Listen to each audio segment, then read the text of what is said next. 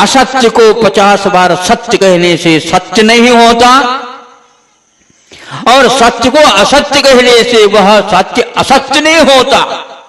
यदि कहने मात्र से सत्य लुढ़क जाए और असत्य सत्य बन जाए तो फिर तो दुनिया में सत्य कोई वस्तु हो ही नहीं सकती। यह पक्की बात है।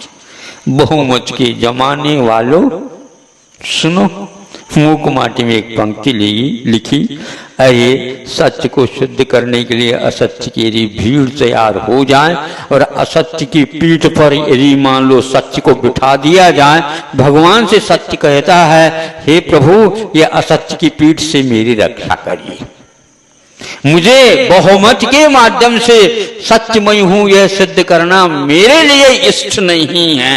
ऐसा यदि कोई संकल्प लेता है तो उसके लिए सत्य धर्म कहता है मैं कहीं अन्यत्र जाऊंगा ही नहीं, आपके पास ही रहूंगा। है साहस सत्य सुनने वालों, और हमें कह रहे हैं महाराज सत्य सुनाओ, सुना नहीं जाता। उसको देखा जा सकता है लेकिन इन आंखों से वह देखने में नहीं आएगा।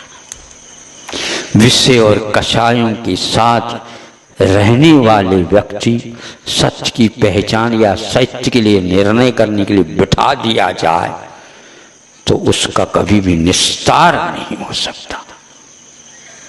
और ऐसे सत्य हरिश्चंद्र जैसे होते हैं तो स्वप्न में भी यदि कह देते हैं तो उसको पूर्ण करने के लिए आजीवन सारे कार्य करते रहते हैं। सुनने में